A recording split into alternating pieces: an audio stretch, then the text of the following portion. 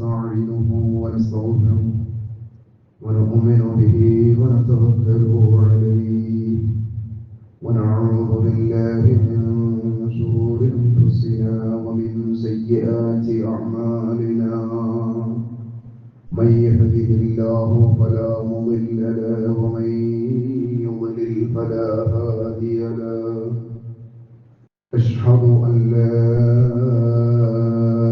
إله إلا الله وحده لا شريك له وأشهد أن محمدا عبده ورسوله أرسله بالهدى ودين الحق ليظهره على الدين كله ولو كره المشركون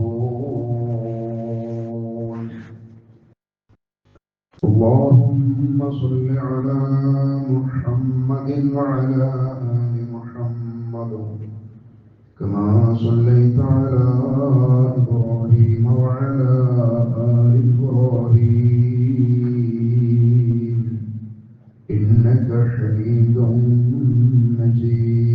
مجيد اللهم بارك على محمد وعلى آل محمد كما باركت على إبراهيم وعلى آل إبراهيم إنك حميد مجيد أما بعد فإن خير الحديث كتاب الله وخير الحدي محمد صلى الله عليه وسلم وشر الأمور محدثاتها وكل محدثة بدعة وكل بدعة ضلالة وكل ضلالة في النار أعوذ بالله من الشيطان الرجيم يا أيها الذين آمنوا اتقوا الله حق تقاته ولا تموتن إلا وأنتم مسلمون بسم الله الرحمن الرحيم يا ويلتى ليتني لم أتخذ فلانا خليلا لقد أضلني عن الذكر بعد إذ جاءني وكان الشيطان للإنسان خذولا وقال الرسول يا ربي إن قومي اتخذوا هذا القرآن مهجورا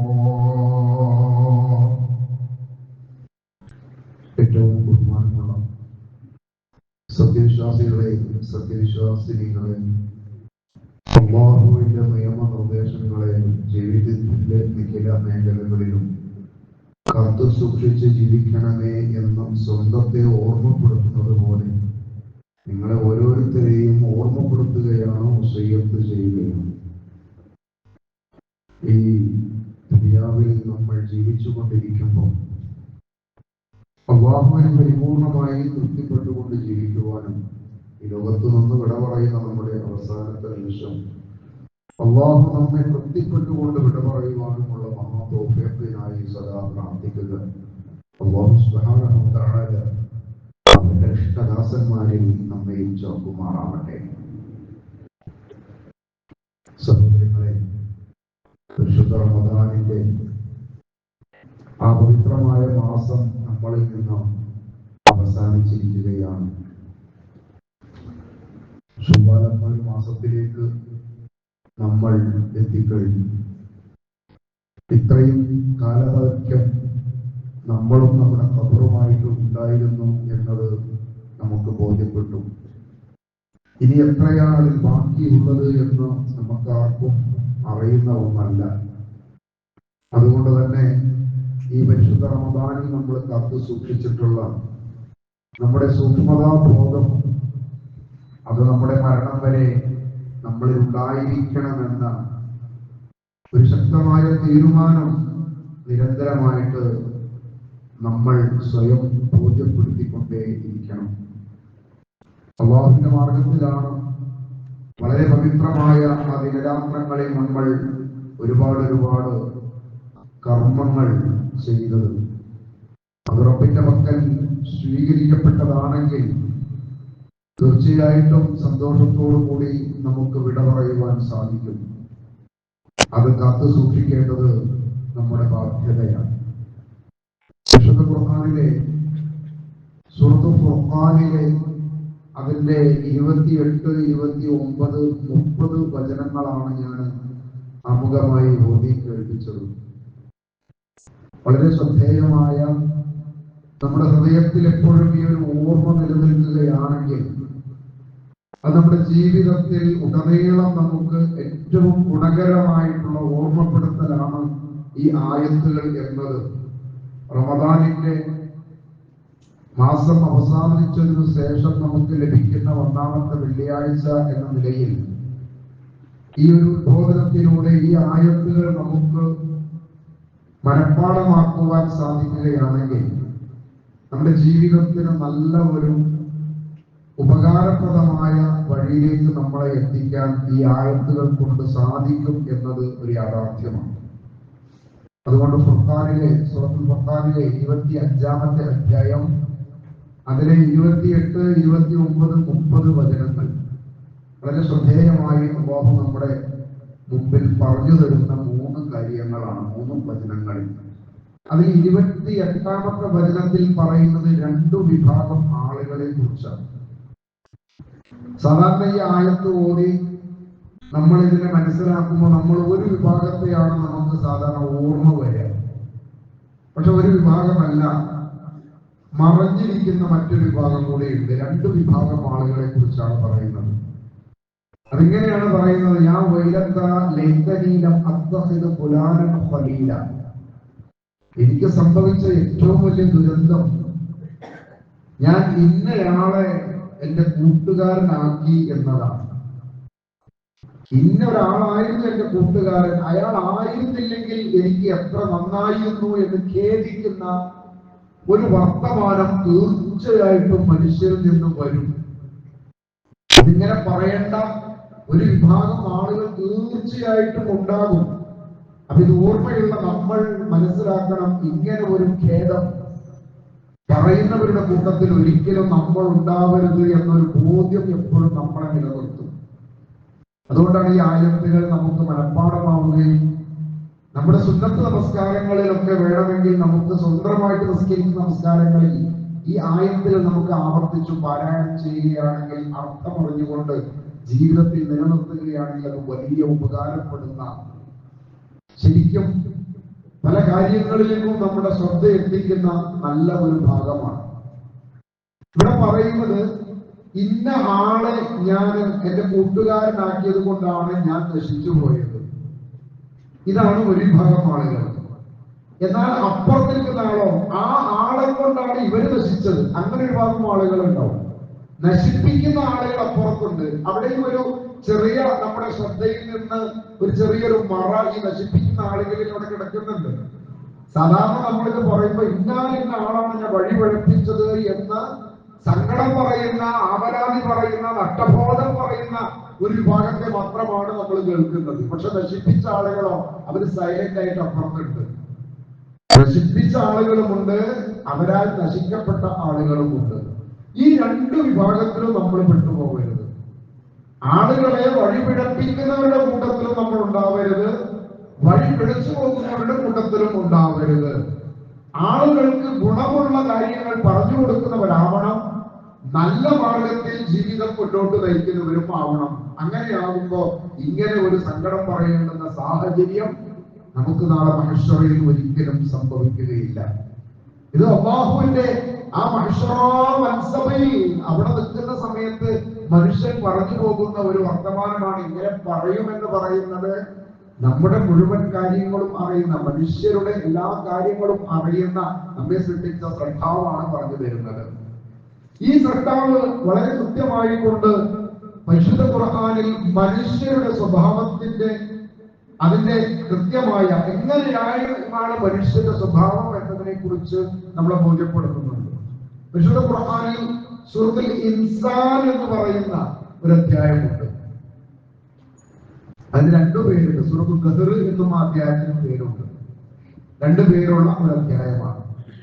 അതിൽ അല്ലാഹു സുബ്ഹാനഹു വ തആല പറയുന്ന ഒരു കാര്യമുണ്ട്.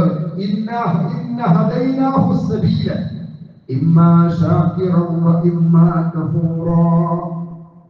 ഈ മനുഷ്യന് തീർച്ചയായിട്ടും അവന് വഴി, രണ്ട് വഴികളുണ്ട്. മനുഷ്യന്റെ ജീവിതം അവന് പക്വതയും പാകതയും ബുദ്ധിയും ഒക്കെ ശരിയായി വരുന്ന സമയം മുതൽ അവന്റെ മരണം വരെ അവന്റെ മുമ്പിൽ രണ്ട് വഴികളുണ്ട്. ഒന്ന്, അവനു സൽക്കർമ്മിയായിക്കൊണ്ട് അവന്റെ ജീവിതത്തെ മുന്നോട്ട് കൊണ്ടുപോകാം. ഒന്ന്, നിഷേധിയായിക്കൊണ്ടും അവന് കൊണ്ടുപോകാം. ഇവിടെ ഈ രണ്ട് വഴികളിൽ നിന്ന് ഏതു വഴിയാണ് മനുഷ്യൻ തിരഞ്ഞെടുക്കേണ്ടത് എന്ന് കൃത്യമായി അല്ലാഹു നമ്മളെ ബോധ്യപ്പെടുത്തുന്നുണ്ട്. നിങ്ങൾക്ക് ഈ കാര്യങ്ങൾ കൃത്യമായി പറഞ്ഞു തരുന്ന ഒരു പ്രമാണമുണ്ട്. ആ പ്രമാണത്തെ നിങ്ങൾക്ക് പരിചയപ്പെടുത്താൻ ഒരു പ്രവാചകനെയും ഒരു റസൂലിനെയും അല്ലാഹു നമുക്ക് നൽകിയിട്ടുണ്ട്. ഈ രണ്ടു കാര്യങ്ങൾ നമ്മളിൽ ഉണ്ടെങ്കിൽ നമ്മൾ വഴിപിഴച്ചു പോകില്ല. അതാണ് മുഹമ്മദ് റസൂലുള്ളാഹി സ്വല്ലല്ലാഹു അലൈഹി വസല്ലം അവിടുത്തെ യാത്ര പറയുന്നതിന് മുമ്പ് അവിടുത്തെ പറഞ്ഞു, നിങ്ങൾക്ക് രണ്ടു കാര്യങ്ങൾ നിങ്ങൾ അടുത്ത് വന്നിട്ടാണ് ഞാൻ പോകുന്നത്. ആ രണ്ടു കാര്യങ്ങൾ നിങ്ങളോടൊപ്പം ഉണ്ടോ ഞാൻ തൊഴിലു, നിങ്ങൾ പിന്നെ വഴിപഴക്കില്ല. അതന്നെയാണ് ഇതും പറയുന്നത്. നിങ്ങൾ ഒരിക്കലും വഴിപഴക്കൂല. വഴിപഴക്കാനുള്ള എല്ലാ മാർഗങ്ങളും ഈ രണ്ടു കാര്യങ്ങൾ നിങ്ങളെ കൊണ്ട് തടയും. ഒന്ന്, അല്ലാഹുവിന്റെ കിതാബാണ്. രണ്ട്, വസുന്നത്തി റസൂലി, നിങ്ങളുടെ റസൂലിന്റെ ചര്യയാണ്. ഈ രണ്ടു കാര്യങ്ങളിലേക്കാണ് മനുഷ്യന്റെ അന്വേഷണവും അവന്റെ ജീവിതവും ചിട്ടപ്പെടുന്നതെങ്കിൽ തോന്നുന്നു നിങ്ങൾക്ക് പിന്നെ വഴിപഴക്കാൻ വഴിയില്ല. എന്നിട്ട് പിന്നെ വഴിപഴക്കാനുള്ള സാധ്യതയില്ല. ഈ രണ്ടു കാര്യങ്ങളാണ് നിങ്ങൾ നിങ്ങളുടെ ജീവിതത്തിൽ പിടിച്ചു നിർത്തുന്നതെങ്കിൽ നിങ്ങൾക്ക് രക്ഷപ്പെടാൻ അത് മതി എന്ന് മുഹമ്മദ് റസൂലുള്ളാഹി സ്വല്ലല്ലാഹു അലൈഹി വസല്ലം പറഞ്ഞു. അപ്പോ മനുഷ്യർക്ക് കാര്യങ്ങൾ ബോധ്യപ്പെടുത്തി കൊടുക്കുന്ന ആളുകളിലായിരിക്കണം നമ്മൾ. ആളുകളെ പിഴപ്പിക്കുന്നവരുടെ കൂട്ടത്തിലാവരുത്. ഇപ്പൊ നമ്മുടെ ജീവിതത്തിൽ നമ്മൾ ചില സന്ദർഭങ്ങളിൽ പറയുന്ന ഒന്നോ രണ്ടോ വർത്തമാനങ്ങൾ മതിയാകും ആ മനുഷ്യന്റെ ശ്രദ്ധ മാറി അവൻ യഥാർത്ഥത്തിന്റെ അവന്റെ ജീവിത വിജയത്തിന്റെ സരണിയിലേക്ക് അവൻ എത്താൻ. റസൂലുള്ളാഹി സ്വല്ലല്ലാഹു അലൈഹി വസല്ലം അല്ലാഹുവിന്റെ ആയത്തുകൾ മുഖേന ആളുകൾക്ക് ഈ ദീനിനെ, അല്ലാഹുവിന്റെ ദീനിനെ, മതത്തെ, ജീവിതചര്യയെ പഠിപ്പിച്ചു കൊടുക്കുന്ന സമയത്ത് അതിലത്ര ശ്രദ്ധയൊന്നും കാണിക്കാതെ എന്നാൽ റസൂലുള്ളാഹിയെ വെറുപ്പിച്ചിട്ടില്ലാത്ത, ദ്രോഹിച്ചിട്ടില്ലാത്ത റസൂലുള്ളാഹിന്റെ പിതാവിന്റെ സഹോദരന്മാരിൽ ഒരാളായിരുന്നു ഹംസ എന്ന് പറയുന്നവർ. അവർക്ക് വേട്ടയാടുക അങ്ങനത്തെ ഒരു ചിന്തയായിരുന്നു. വേട്ടമൃഗങ്ങളുടെ ആ ഒരു രീതിയിലായിരുന്നു അദ്ദേഹത്തിന്റെ ജീവിത ശൈലി. അദ്ദേഹം വേട്ടയ്ക്ക് വേണ്ടി പോകുമ്പോ ഒരു സഹോദരി ഹംസയെ തടഞ്ഞു നിർത്തുകയാണ്. എന്നിട്ട് ചോദിക്കുകയാണ്, നിങ്ങൾ എവിടേക്കാണ് പോകുന്നത്? അദ്ദേഹം പറഞ്ഞു, ഞാൻ എന്റെ വഴിക്ക് പോകണം, നിങ്ങൾ പോയിക്കോളി, കുഴപ്പമൊന്നുമില്ല. നിങ്ങളൊക്കെ ജീവിച്ചിരിക്കെ, ഹംസയെ പോലെയുള്ളവർക്ക് ജീവിച്ചിരിക്കെ നിങ്ങളുടെ സഹോദരപുത്രൻ മുഹമ്മദിനെ ഈ ആളുകൾ ഇങ്ങനെ ദ്രോഹിക്കുന്നത് എന്തുകൊണ്ടാണ്? നിങ്ങൾ എന്താ ഒന്ന് അന്വേഷിക്കാത്തത്? അവരൊറ്റ ചോദ്യമാണ്. അദ്ദേഹത്തിന്റെ യാത്ര അദ്ദേഹം അവസാനിപ്പിച്ചു. ചോദിച്ചു, ആരാ എന്റെ മകനെ ദ്രോഹിക്കുന്നത്, ബുദ്ധിമുട്ടിക്കുന്നത്? അങ്ങനെ നിങ്ങളൊന്ന് പോയി നോക്കി, അവിടെ വളഞ്ഞിട്ടിട്ട് പ്രയാസപ്പെടുത്തുകയാണ്, ബുദ്ധിമുട്ടിക്കുകയാണ്. നിങ്ങൾക്കൊന്ന് ചെന്ന് ചോദിച്ചൂടെ? അത് ചോദിക്കാനുള്ള ആരോഗ്യം നിങ്ങൾക്കുണ്ടല്ലോ. ഭയങ്കര ശക്തനായിരുന്നു ഹംസ റളിയല്ലാഹു അൻഹു. അദ്ദേഹമാണ് ലോകത്തിൽ ഇസ്ലാമിക ചരിത്രത്തിൽ സയ്യിദുൽ ശുഹദാ, മുഴുവൻ ശുഹദാക്കളുടെയും സയ്യിദ് എന്ന് മുഹമ്മദ് റസൂലുള്ളാഹി വിളിച്ചത് അദ്ദേഹത്തെയാണ്. ആ ഒരൊറ്റ ചോദ്യമാണ്. നിങ്ങൾക്കൊന്ന് ആ മുഹമ്മദ് റസൂലുള്ളാഹിയെ ഇങ്ങനെ പ്രയാസപ്പെടുത്തുമ്പോ നിങ്ങൾക്കൊന്ന് കൂടെ നിന്നു കൊടുക്കൂടെ? അദ്ദേഹം ചെന്നിട്ട് അങ്ങാടിയിൽ നിന്ന് റസൂലുള്ളാഹിയെ ബുദ്ധിമുട്ടിക്കുന്ന ആൾക്കാരുടെ നിന്നുകൂടി ചോദിക്കുക, ആരാ മുഹമ്മദിനെ പ്രയാസപ്പെടുന്നവര്? അങ്ങനെയാണെങ്കിൽ ഹംസക്കൊന്ന് അവരെ കാണണം, ഞാനും ഇനി മുതൽ മുഹമ്മദിന്റെ കൂടെ ഉണ്ട്. അതൊരു വല്ലാത്ത പ്രഖ്യാപനമാണ്. അദ്ദേഹം റസൂലുള്ളാഹിയോടൊപ്പം ഇസ്ലാമിന്റെ മാർഗത്തിൽ സ്ഥിരപ്പെട്ട് സയ്യിദുൽ ശുഹദാ ആയിട്ട് ലോകത്തിന് വിട പറയാനുള്ള കാരണം അല്ലാഹു ഒരു സബബായിട്ട്, ഒരു കാരണമായിട്ട് ഒരു സഹോദരിയുടെ ഒരു ശ്രദ്ധ ക്ഷണിക്കലാണ്. ഇത് ധാരാളം സന്ദർഭങ്ങളിൽ നിങ്ങളെ കാണാം. പല കാര്യങ്ങളിൽ ചരിത്രപരമായിട്ട് തന്നെ ഒരുപാട് കാണാം ഇങ്ങനത്തെ കാര്യങ്ങൾ. ഈ കാര്യങ്ങളിൽ നമ്മുടെ ജീവിതത്തിൽ നമ്മളോടൊപ്പം കഴിയുന്ന ഒരുപാട് ആളുകളുണ്ട്. നമ്മുടെ കുടുംബങ്ങളിൽ ഒരുപാട് ആളുകളുണ്ട്. ഞാൻ ഒരു സമയത്ത് എന്റെ ഒരു കുടുംബത്തില് വിരുന്നു പോയി. അവിടെ വിരുന്നു പോയപ്പോ ആ വീട്ടിലെ മുറ്റത്ത് കളിക്കുന്ന കുട്ടികളുടെ ഒക്കെ ചരടിൽ ഓരോ ബാറ്ററി പോലത്തെ, അതായത് ഐക്കല്ല് എന്നാണല്ലോ അതിന് പറയാം, അതിങ്ങനെ കെട്ടിയിട്ടുണ്ട് ഓരോ കുട്ടികളുടെയും അരയിൽ. അപ്പൊ ഞാൻ അവിടുത്തെ മുതിർന്ന ഒരാളോട് ചോദിച്ചു, ഈ കെട്ടിയ ബാറ്ററിയുടെ ചാർജ് കഴിഞ്ഞാൽ ഈ കുട്ടികളുടെ കളി നിൽക്കുമോ എന്ന് ചോദിച്ചു. അന്നൊരു ഗൗരവത്തിലുള്ള ചോദ്യമാണത്. അന്ന് അങ്ങനെ ഗൗരവത്തിൽ ചോദിക്കുന്ന സമയവുമാണ്. ഇസ്ലാഹി ആദർശം മനസ്സിലാക്കി ജാഹിലിയത്തിൽ നിന്ന് അവിടെ നിന്ന് മാറി വരുന്ന ഒരു സമയമായതുകൊണ്ട് തന്നെ ചോദിക്കുന്ന ചോദ്യങ്ങൾ അങ്ങനെ പലപ്പോഴും കേൾക്കുന്ന ആളുകൾക്ക് കുറച്ച് പ്രയാസം ഉണ്ടാകുന്ന തരത്തിലായിരുന്നു. ആ ഒരു ചോദ്യം അവർക്ക് വല്ലാതെ അവർക്ക് ആലോചനക്ക് എടുക്കാനായി. അല്ലാഹു സുബ്ഹാനഹു വ തആല ഈ മക്കൾക്ക് നൽകുന്ന സുരക്ഷയ്ക്ക് പുറമെ നിങ്ങളൊരു സുരക്ഷ കൂടി ഇവർക്ക് കെട്ടിക്കൊടുത്താലേ ഈ മക്കൾ യഥാർത്ഥത്തിൽ വളർന്നു വലുതാവുകയുള്ളൂ എന്നാണോ നിങ്ങൾ വിചാരിക്കുന്നത്? എങ്കിൽ നിങ്ങൾക്ക് അല്ലാഹുവിൽ ഉണ്ടാകേണ്ടത് യഥാർത്ഥത്തിൽ വിശ്വാസം ഉണ്ടായിട്ടില്ല എന്ന് പറഞ്ഞപ്പോൾ ആദ്യമൊക്കെ അതൊരല്പം പ്രയാസമായിട്ടെങ്കിൽ പിന്നീട് ആ മക്കളുടെ മുഴുവൻ ശരീരത്തിൽ നിന്നും ആ തരത്തിലുള്ള സാധനങ്ങൾ നീക്കം ചെയ്തു പോയി. സഹോദരങ്ങളെ, നമ്മുടെ ഒക്കെ കുടുംബത്തിൽ ഈ തരത്തിലുള്ള അല്ലാഹുവിന് പുറമെ മറ്റു പലരെയും അവരുടെ കാവലേൽപ്പിക്കുന്ന സമ്പ്രദായങ്ങളുണ്ട്. ഇത് കാണുമ്പോ നമുക്കത് ചോദിക്കാം. അവരുടെ ബുദ്ധി ശരിയാകുന്നതിന് അവരെ പരിഹാസിക്കുവാനോ പ്രയാസപ്പെടുത്തുവാനോ ആവരുത്. നസീഹത്തോടു കൂടി ചോദിക്കാമല്ല, നിങ്ങളെ സൃഷ്ടിച്ച ഒരു റബ്ബ് അത് മതിയാവില്ല എന്ന് നിങ്ങൾക്ക് തോന്നുന്നുണ്ടോ? ഇങ്ങനെ ആളുകളെ ദീനിന്റെ തൗഹീദിന്റെ മാർഗത്തിലേക്ക് ക്ഷണിച്ചു കഴിഞ്ഞാൽ ഒരു പക്ഷെ ആ ഒരു ക്ഷണം, ആ ഒരു ഓർമ്മപ്പെടുത്തൽ മതിയാകും എല്ലാ ശുദ്ധിൽ നിന്നും അവർക്ക് രക്ഷപ്പെടാം. ഇതിന് ധാരാളം നമ്മുടെ നാട്ടിൽ അതിന് പറ്റുന്ന സാഹചര്യങ്ങളും കേട്ടോ. ഓരോ വീട്ടിലേക്കും കയറി ചെല്ലുമ്പോ ആ വീടിന്റെ മുൻവശങ്ങളിൽ ഉണ്ടാകുന്ന പിലാവിൽ നന്നായിട്ട് ചക്ക കായ്ച്ച് നിൽക്കുകയാണെന്നുണ്ടെങ്കിൽ ഒരു കറുത്ത തുണി അയിമ കിട്ടിയിട്ടുണ്ടാവും. എന്തേ?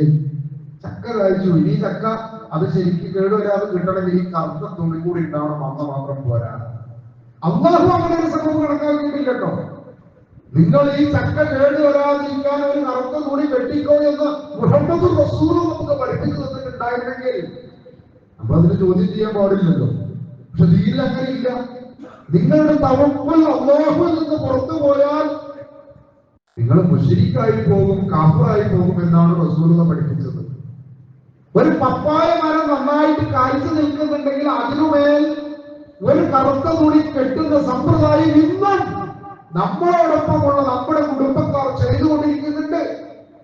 നാൽക്കാലികളെ വളർത്തുന്ന അവരുടെ ആ തൊഴുത്തിൽ കൂട്ടിൽ മൃഗങ്ങളുടെ തലയോട്ടും എല്ലും കട്ടും തൂക്കുന്ന സമ്പ്രദായമുണ്ട്. എന്റെ ഈ മൃഗങ്ങളുടെ സുരക്ഷ ഈ എല്ല് കെട്ടി തൂക്കിയതില്ല. കള്ളിമുള്ളെന്ന് പറയുന്ന ഒരു ചെടിയുണ്ട് നമ്മുടെ നാട്ടിൽ. ഇപ്പൊ ഇങ്ങനെ നാട് നീങ്ങിയിട്ടുണ്ട്. ആദ്യം ധാരാളം ഉണ്ടായിരുന്നു. ഈ മുള്ള്, ഈ ചെടി മുറിച്ച് അത് കെട്ടി തൂക്കുന്ന സമ്പ്രദായമുണ്ട്. സമ്പ്രദായങ്ങൾ ധാരാളമുണ്ട്. ഓട്ടപ്പെട്ട ചട്ടി അതിൽ കുറെ വെള്ളം കുത്തുകൾ ഇട്ട് കറുത്ത കുത്തൊക്കെ ഇട്ടിട്ട് അത് കെട്ടി തൂക്കും. എന്തെങ്കിലുമൊക്കെ ഇതിന്റെ എന്താണ് ഇതിൽ നിന്ന് ലഭിക്കാൻ അതറിയില്ല. എന്തോന്നുണ്ട്. എന്റെ റബ്ബിലാണ് ഇത് മുഴുവൻ ഞാൻ തലകേൽപ്പിച്ചിട്ടുള്ളത്. മാഷാ അല്ലാഹ്, എനിക്ക് എന്തൊക്കെയുണ്ടത് എനിക്ക് എന്റെ റബ്ബ് എനിക്ക് തന്നതാ. അതിന് ഞാൻ എന്റെ റബ്ബിനെ സ്തുതിക്കുന്നത്. അതിനപ്പുറം ഇനി മറ്റേതെങ്കിലും എന്തെങ്കിലും ഒരു കറുത്ത ചരടിനോ ഒരു കറുത്ത തുണിക്കോ അല്ലെങ്കിൽ മറ്റെന്തെങ്കിലും ഒരു കോലപ്പെട്ടതിനോ ഇവിടെ ഒരു പ്രസക്തിയുമില്ല എന്ന് വിശ്വസിക്കുന്നവനാണ് യഥാർത്ഥത്തിൽ വിശ്വാസി. അവന്റെ വിശ്വാസം അവിടെയാണ്. തൗഹീദിൽ, ലാ ഇലാഹ ഇല്ലല്ലാഹ് പരിപൂർണമാകുന്നത്.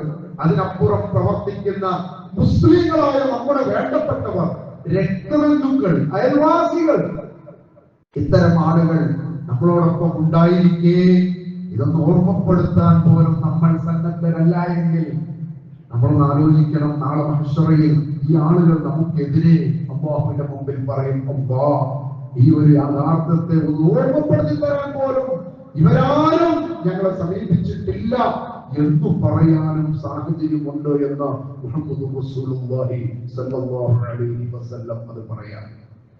റസൂലുള്ളാഹി വഫാത്താകുന്ന സമയത്ത് ലക്ഷത്തോളം സ്വഹാബിമാരുണ്ട് മദീനയിൽ. 1,00,000 എന്ന് പറഞ്ഞാൽ 1,00,000 സ്വഹാബിമാർ റസൂലുള്ളാഹിന്റെ മദീനയിൽ ഉണ്ട്, മക്കയിലും മദീനയിലുമായിട്ട്.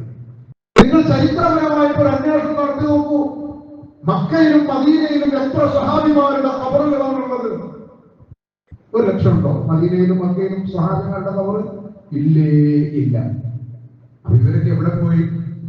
അവരൊക്കെയും റസൂലുള്ളാഹിയുടെ വഫാത്തിന് ശേഷം ആ റസൂലുള്ളാഹിയിൽ നിന്ന് കിട്ടിയ ഈ തൗഹീദ് ലാ ഇലാഹ ഇല്ലല്ലാഹ് അതെത്തിയിട്ടില്ലാത്ത രാജ്യങ്ങളിലേക്ക് എത്തിക്കുന്നതിന് വേണ്ടി അവർ ഇറങ്ങിപ്പോയിട്ടുണ്ട്. ആ പോയ സ്ഥലങ്ങളിൽ പല ആളുകളും മരിച്ചിട്ടുള്ളത്.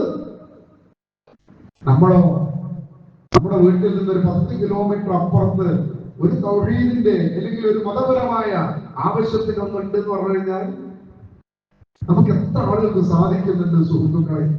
ഒരു കാലഘട്ടത്തിൽ ഈ തൗഹീദിനെതിരെ ശക്തമായിട്ടുള്ള പ്രതിരോധങ്ങൾ ഉണ്ടായിരുന്നപ്പോ നമ്മുടെയൊക്കെ നാടുകളിൽ നിന്ന് ജീപ്പിലും മറ്റു സൗകര്യങ്ങളിലും കാൽനടയായിട്ടും സൈക്കിളിലും ആ പ്രദേശത്ത് ചെന്ന് അവിടെ സംഘടിപ്പിക്കുന്ന പരിപാടിയിൽ അവരോടൊപ്പം അവർക്കൊരു സഹായിയായി കൂട്ടായി എന്തു തന്നെ സംഭവിക്കുകയാണെങ്കിലും നിങ്ങളോടൊപ്പം ഞങ്ങളുമുണ്ട് എന്ന് പറഞ്ഞു നിന്നതിന്റെ ഫലമാണ് പല സ്ഥലങ്ങളിലും ഈ തൗഹീദ് ആളുകൾക്ക് എത്താനുണ്ടായ കാരണം.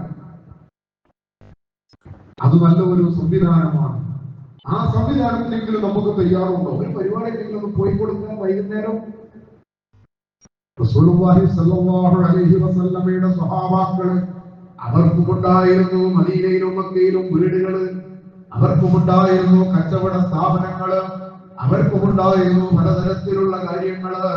എന്നാൽ അവരൊക്കെയും അതാ ഓരോ രാജ്യത്തേക്കും അവർ പോവുകയാണ്. ഇതെത്തിയിട്ടില്ലാത്ത ആളുകൾക്ക് എത്തിച്ചു കൊടുക്കണമെന്ന് മുഹമ്മദ് റസൂലുള്ളാഹി സ്വല്ലല്ലാഹു അലൈഹി വസല്ലം നിങ്ങളുടെ ഉത്തരവാദിത്തമാണ്. എത്തിയവർ എത്തിച്ചിട്ടില്ല. ഒരു ആയത്ത് നിങ്ങൾക്ക് അറിയോ എങ്കിൽ മറ്റവർക്ക് എത്തിച്ചു കൊടുക്കണമല്ല. ഒരായത്ത് അറിയുമെങ്കിൽ ആ ആയത്തിന് നിങ്ങൾ എത്തിച്ചു കൊടുക്കണം, പറഞ്ഞു കൊടുക്കണം. ഇതായിരിക്കണം സഹോദരങ്ങളെ പരിശുദ്ധ റമദാനിന് ശേഷം നമ്മുടെ ആവേശമാവേണ്ടത്. അല്ലാഹു സുബ്ഹാനഹു വ തആല ഈ ഒരു കാര്യം നമ്മളെ ഓർമ്മപ്പെടുത്തുകയാണ്. ഒരാളും നാളെ മഹ്ശറയിൽ അല്ലാഹുവിന്റെ കോടതിയിൽ ഇന്നാലിന്ന ഒരു മനുഷ്യനെ കൊണ്ടാണ് ഞാൻ വഴിപിഴച്ചു പോയത് അല്ലാഹ് എന്ന് പറയേണ്ടുന്ന സാഹചര്യം ഉണ്ടാവരുത്. ഇത് അറിയാത്ത ആളുകളിൽ കേട്ടോ. ഈ കാര്യങ്ങൾ ഇപ്പോൾ ബോധ്യപ്പെട്ട ആളുകളാണ്. ഇപ്പൊ കഴിഞ്ഞ ഈ റമദാനിൽ പല സ്ഥലങ്ങളിലും സന്ദർശിച്ച ക്ലാസുകൾക്ക് പോയപ്പോഴൊക്കെയും അവിടത്തെ പല കാരണവന്മാരും പറയുന്നത് ഞങ്ങളുടെ പ്രദേശത്ത് ഈ കാര്യങ്ങൾ അറിയാത്തവരില്ല. പക്ഷേ അവർ നമ്മുടെ പള്ളിയിലേക്ക് ഇങ്ങനെ വന്നു, നമ്മളോടൊപ്പം അവർ കൂടുന്ന സമയത്താണ് അവരുടെ മക്കളുടെ വിവാഹങ്ങൾ വരുന്നത്. അപ്പൊ മക്കളുടെ വിവാഹങ്ങൾ വരുമ്പോ വിവാഹമൊന്നും നടക്കുന്നില്ല. എന്റെ മുടക്ക് ഈ പള്ളിയിൽ തൗഹീദിന്റെ പള്ളിയിൽ നമസ്കാരത്തിന് വരുന്നത് എന്നതുകൊണ്ട് വിവാഹങ്ങൾ മുടങ്ങുക. അപ്പൊ പിന്നെ തിരിച്ചങ്ങട്ടനെ പോയി. നോക്കൂ, നിങ്ങള് ദുനിയാവിന്റെ കാര്യത്തിൽ ഭയപ്പെട്ട് തൗഹീദിനെ വേണ്ടി പോവുക എത്രമാത്രം അപകടകരമാണ്. മക്കയിൽ നിന്ന് റസൂലുള്ളാഹിയോടൊപ്പം മുഹാജിറുകളായി മദീനയിലേക്ക് വരുന്ന ആളുകൾ തടഞ്ഞു നിർത്തി. എവിടുന്നാ പോണെന്ന് ചോദിച്ചു. മദീനയിലേക്കാണെന്ന് പറഞ്ഞു. എങ്കിൽ ഈ മക്കയിൽ നിന്ന് ലഭിച്ചത് മുഴുവനും ഇവിടെ വെച്ച് പോണെന്ന് പറഞ്ഞു. ഒരു ദിനാറ് പോലും അവരുടെ കൈവശം വെക്കാൻ സമ്മതിച്ചിട്ടില്ല. ഞങ്ങൾ പോണില്ല എന്നിട്ട് തിരിച്ചു പോയോ? ഇല്ല. എന്താ വേണ്ടത് എടുത്തോളി, ഞങ്ങൾക്ക് ദുനിയാവല്ല ഞങ്ങൾ നോക്കുന്നത്. ഈ ദുനിയാവിനോടൊപ്പം ഞങ്ങൾ കൊണ്ടുവന്നിട്ടുണ്ടെങ്കിൽ ഈ ദുനിയാവിൽ ഞങ്ങൾക്ക് ലഭിക്കാനുള്ളത് തടയാൻ നിങ്ങൾ ഒരാളെ കൊണ്ടും സാധ്യമല്ല. മദീനയിലേക്ക് പുറപ്പെടുന്നതിന് മുമ്പ് കഅബയുടെ ഭാഗത്തേക്ക് പറഞ്ഞു ഉമർ പോവുകയാണ് മദീനയിലേക്ക്. തടയാന് ആരെങ്കിലും ഉണ്ടെങ്കിൽ പോരി, പക്ഷെ തടയാൻ വരുന്നവർക്ക് വീട്ടിലുള്ള കുട്ടികൾക്ക് വാപ്പ തിരിച്ചു കിട്ടുമെന്ന് നിങ്ങൾ വിചാരിക്കേണ്ടതില്ലട്ടോ. നിങ്ങളുടെയൊക്കെ സഹധർമ്മിണിമാർ വിധവകളാവണ്ട. എന്താണ് നിങ്ങൾ വിചാരിക്കുന്നതെങ്കിൽ ഉമറിനെ തടയാൻ വരണ്ട. എന്തൊരു വർത്തമാനമാണ്! ഉമർ ധീരമായ ഒരു പ്രഖ്യാപനമാണ് അവിടെ. മക്കൾ അനാഥരാവണ്ടെന്നുണ്ടെങ്കിൽ സഹോദരങ്ങളെ, ഇവരാണ് നമ്മുടെ പൂർവികർ. ഇവരാണ് നമുക്ക് യുടെ അന്തസ് നിലനിർത്തുന്നതിന് വേണ്ടി അവരുടെ ജീവിതം പരമാവധി പരിശ്രമിച്ച് നമുക്ക് എത്തിച്ചു തന്നത്. നമ്മളിലെത്തിയപ്പോഴേക്ക് നമ്മൾ പലപ്പോഴും മടിയന്മാരോ അതല്ല ഉത്സാഹത്തിനല്പം കുറവുള്ളവരോ ആകുന്നുണ്ടോ എന്ന് നമ്മൾ സ്വയം ആലോചിക്കുക. നമ്മൾ നമസ്കരിക്കുന്നുണ്ട്, നമ്മൾ നോമ്പെടുത്തവരാണ്, നമ്മൾ സിദ്ധാന്തം ദാനധർമ്മങ്ങളും ധാരാളമായിട്ട് ചെയ്തവരാണ്.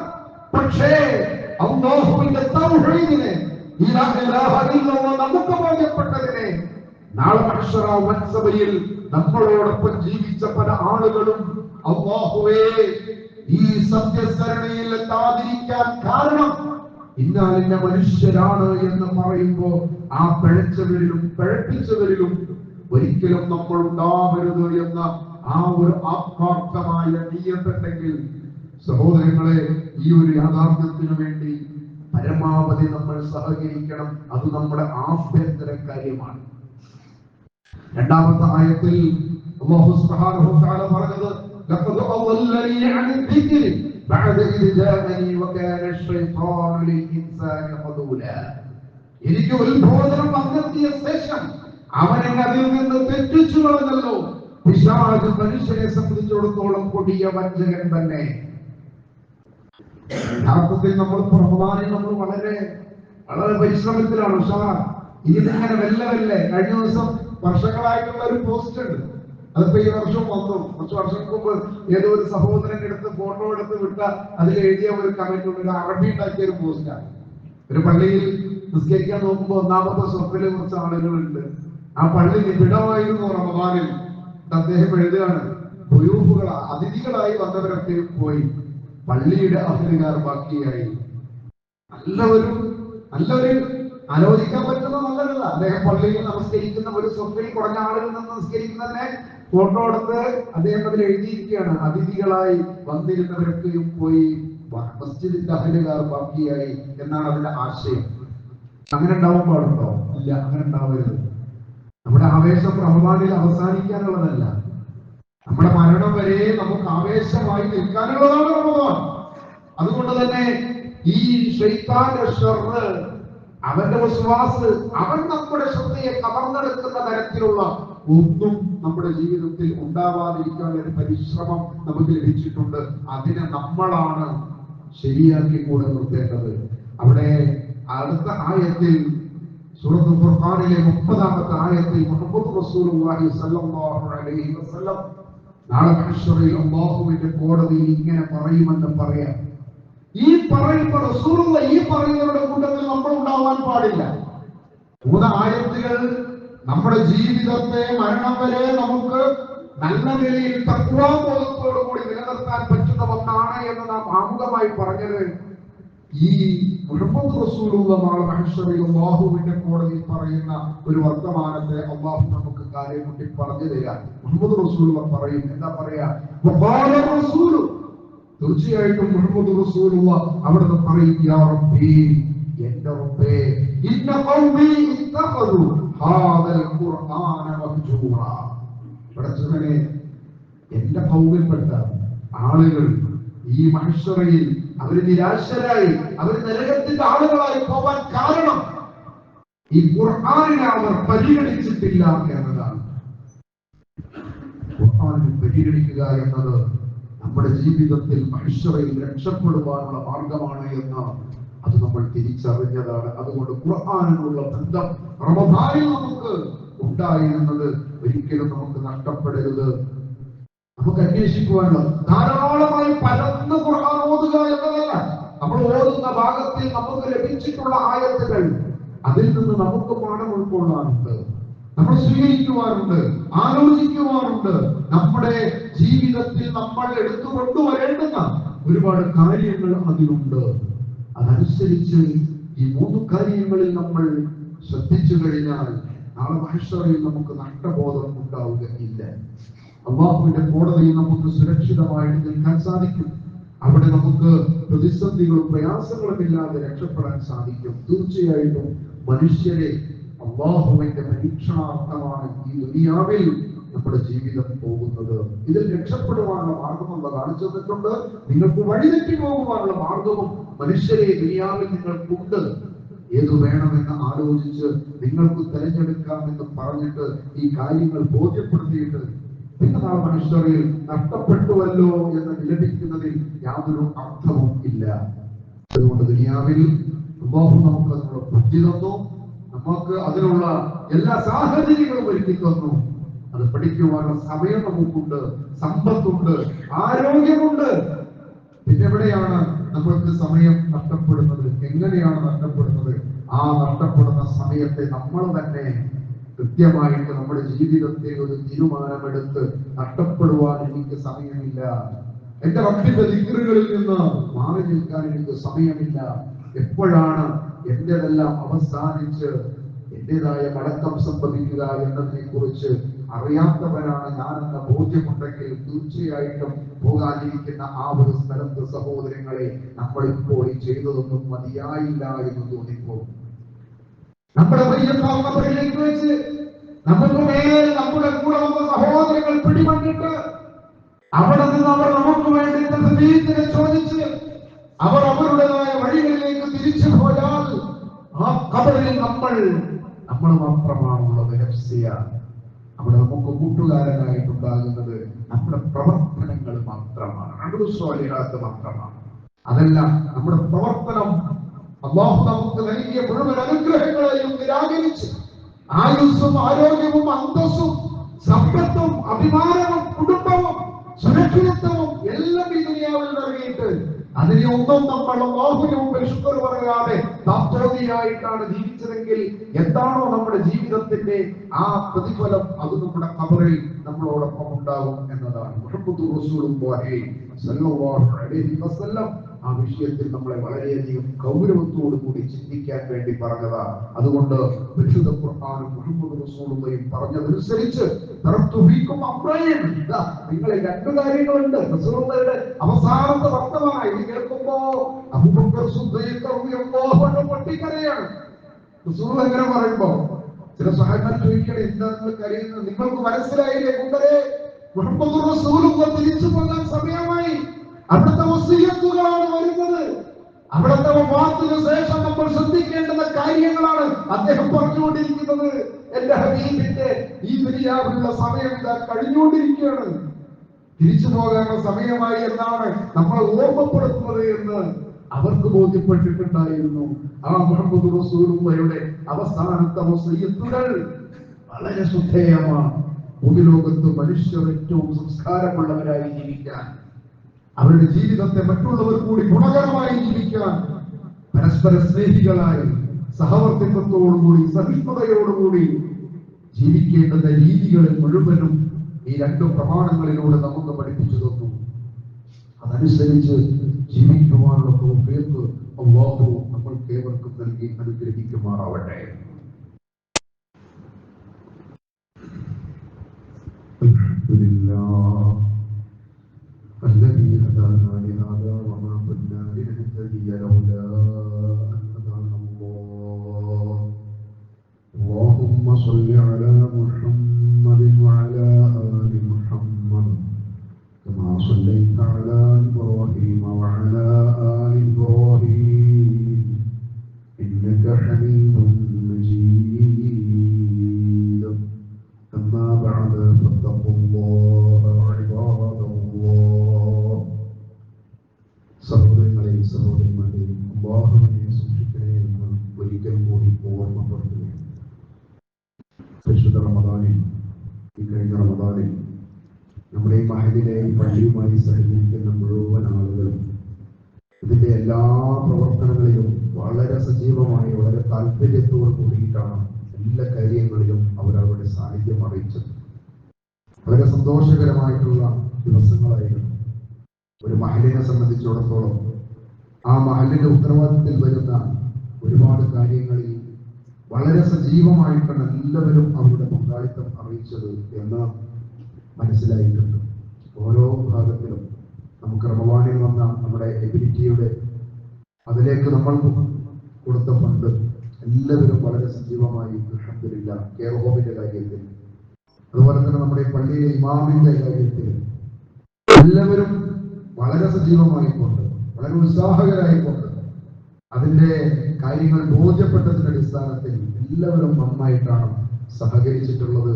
എല്ലാവരുടെയും ആ സഹകരണങ്ങൾ, ആ സ്വതക്കകൾ, അവരുടെ വിഹിതങ്ങൾ അവർക്ക് ഏറ്റവും ഉപകാരപ്പെടുന്ന വൻസഭയിൽ അവർക്ക് ഏറ്റവും ഉപകാരപ്രദമായ സ്വാലിഹായ കർമ്മങ്ങളായി അല്ലാഹു സ്വീകരിക്കുമാറാവട്ടെ.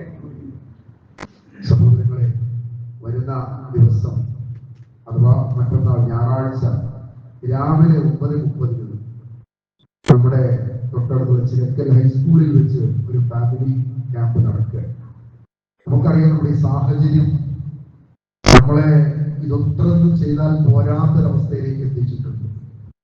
ഇതവിടെ സംഘടിപ്പിക്കുന്ന സംഘാടകർക്ക് മാത്രം അവിടെ ഇരിക്കാനല്ല, ഇങ്ങനെ സംഘടിപ്പിക്കുന്നത് മുഴുവൻ ആളുകളും അവിടെ എത്തണം എന്നതിനാണ്.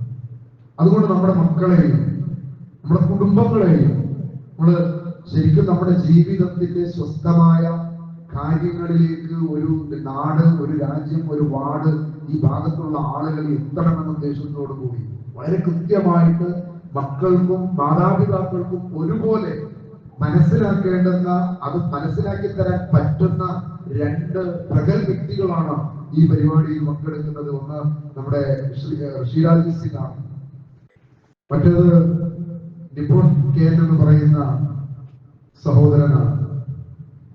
നമ്മുടെ നാട് അനുഭവിച്ചുകൊണ്ടിരിക്കുന്ന ഈ ലഹരിയുടെ അപകടകരമായിട്ടുള്ള പോക്ക് നമ്മൾ പിടിച്ചെടുത്തതും കണ്ടതും കേട്ടതും ഒന്നുമല്ല, അതിനേക്കാൾ അപ്പുറമാണ്.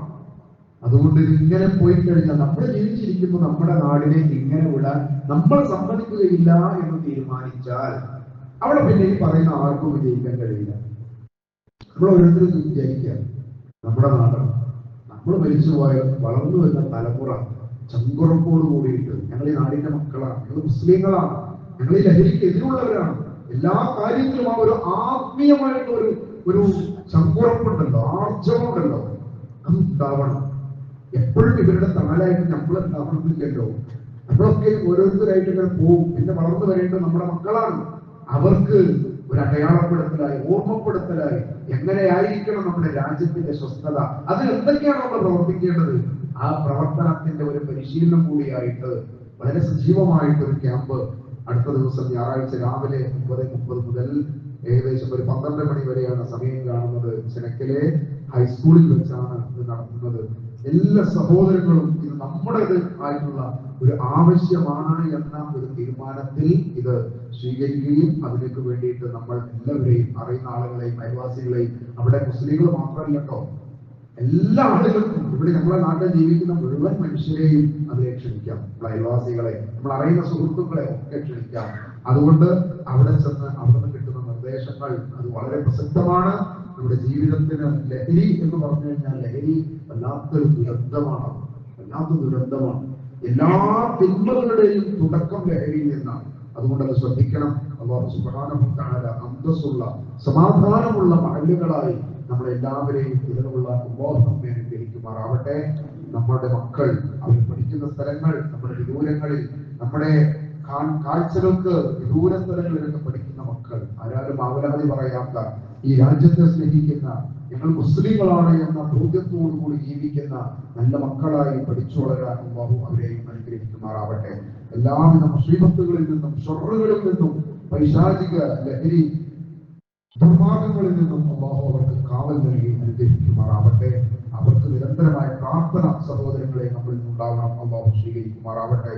اللهم اغفر للمؤمنين والمؤمنات والمسلمين والمسلمات الاحياء منهم والاموات انك مجيب الدعوات يا قاضي الحاجات.